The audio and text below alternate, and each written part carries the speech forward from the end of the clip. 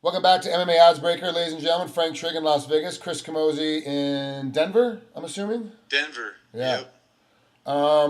Well, let's go ahead and go through the process. You're now co-main event on this fight, fighting Ronald Souza, Jacare. This is like your third opponent change for this fight. Yeah. He makes my third opponent.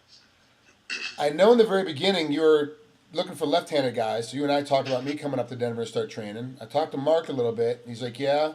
I didn't hear anything from Mark for about a week. I was like, dude, am I coming up or not? He's like, opponent change. I'm like, oh, okay, all right. And then I got on the internet about a week after that, and there was another opponent change. Take me through the process of your training camp trying to figure out these opponent changes. Well, originally when I was supposed to fight Cesar Mutante, I think is what his name is. Yeah. That's It's as good as I can get I'm it too, so don't worry about it.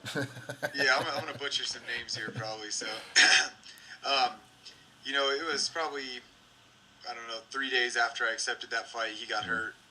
They gave me Rafael Natal, a Okay. couple weeks of training, and then now we're at Jacare.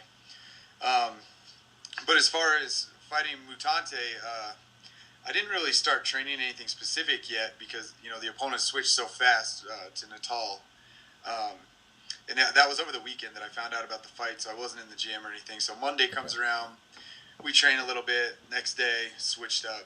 Again. Okay. But Natal is a good ground guy, real good grappler. As you know, Jacare is too. So the game plan is not going to change a whole lot, but Jacare is still better on the feet and better on the ground. So, I was training to totally beat Natal, not just hang with him. So fighting a bigger, better Natal, I just keep going forward with the game plan we had.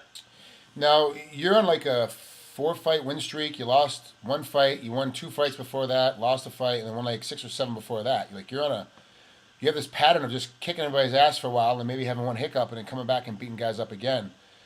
Is this opponent change system that they did to you? Is that going to affect you as far as how your overall record's going to end up showing up here at the end of it, or is Jacare just going to be another, like you say, just a bigger, more athletic Natal? Is that all it really is, or is there a lot more pressure and what have you from getting shifted so quickly so often?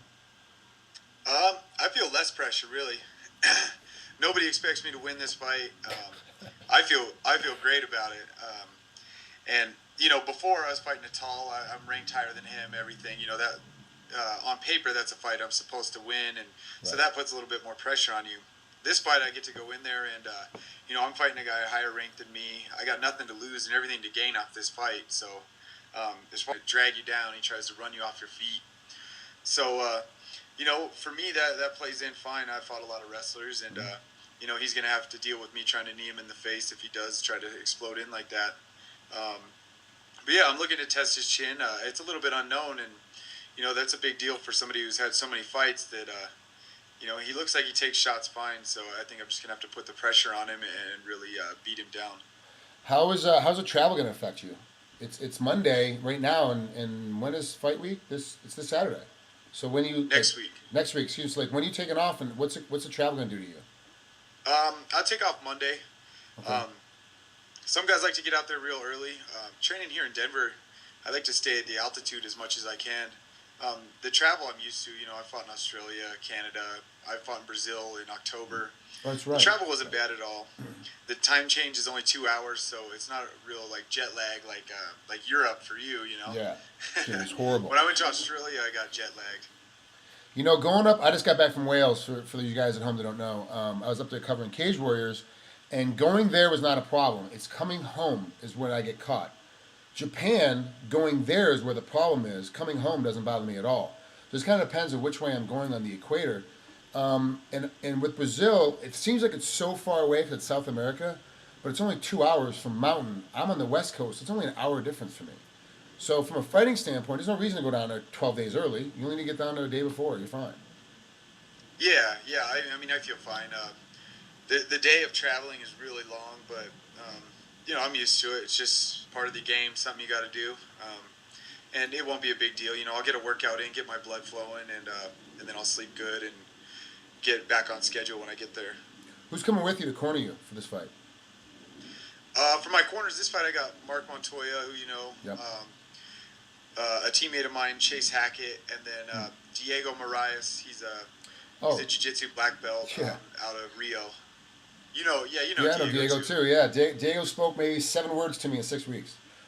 He doesn't talk at all. It was really random. He, Yeah. yeah. He's a quiet guy, but once you get to know him, he's a good dude, and he'll be good to have in my corner and good to train with while I'm there. Well, not only that, but too, it's Rio. He's from there, so he knows what's going on. He knows what's going around. Because one of the issues that UFC always says, security is a problem down there. Brazil's a great country, but Rio is a really, really bad city. So they're always, stay out of the alleyways, don't go out at night, have this problem. When you have Diego with you, it's different because he's from the town, he speaks the language, and he knows the signs long before anybody does of what's going to happen, what's going on. How much of a help is that having a guy like that when you go on to a city like this where there is a dangerous rate that you got to worry about security and worry about your safety? Is there a big benefit to having Diego come with you? Yeah, there is. This one's actually not in Rio though. This is in Jaraguá do Sul. I probably butchered that too. It's in Santa Catarina. Oh, it's on the other side. That's right. Yep. Yeah, but either way, he speaks Portuguese. He has some friends there. I think he's been there before, so it's a big help. The language barrier. As far as getting food and everything, I can rely on him to do a lot of that. And speak to people for me, so we won't have as much of a problem as we did the first time. Yeah, or like if you go to Japan or you're in Singapore, a lot of the places, if you're in Tokyo, it's okay. Everyone speaks English.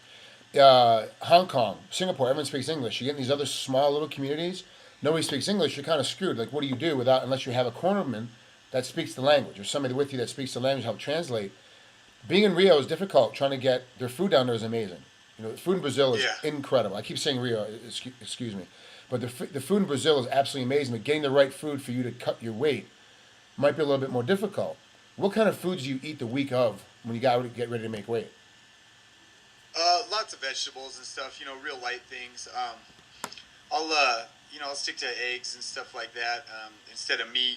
For protein because meat sits real heavy. Or, probably about Wednesday. I might eat chicken up until about Wednesday, and then after that I cut it down. But I didn't have too much of a problem finding food when I was in Rio, and my weight cut went real well.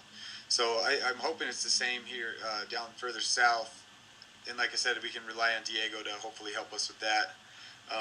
But yeah, I know what you mean. I've traveled some places and getting food was horrible. In Australia, we had a tough time. Yeah. Even though everybody speaks English, they just don't eat the same way we do. And ordering a salad there was like blasphemy. I know. They're like, it's funny because you see all those commercials. You might be too young to remember, but they used to have these Foster's beer commercials. It'd be like this big, like 96-ounce steak, and it'd be like one little small sprig of parsley. And it was like salad. Australian for salad is that sprig of parsley. And then they go Foster's Australian for beer, and I thought it was a joke. So I talked to one of my former broadcast partners, Michael Chavello, who's from Australia. He's like, no, that's pretty much the way it is. Like, we don't eat vegetables. Like, how the hell do you survive? Like, how are your athletes so good? You don't eat right. Like, it doesn't make any sense to me. But somehow they pull it off. But like I said, Brazil's totally different. It's a great country when it comes to food and culture and beauty and seeing stuff run around. It's just some cities are a little bit more dangerous than others. Yeah, but their food is amazing there. I'm looking forward to it. That's one thing I missed since my last fight, between the acai and coconut waters and everything. I'm looking forward to after the fight for sure. Well, do me a favor. I really appreciate you coming out here, Chris. I know it's a busy day for you. Just tell Mark and Diego I said hey, and my offer still stands. Anytime you need a left-handed guy or a wrestler to come up, give me a holler. I love Denver, and I definitely would love to come back up there and train with you for sure. Definitely, yeah. We'd love to have you down. All right, Chris, you take care, and thanks for coming on. All right, thanks a lot. Have a good one.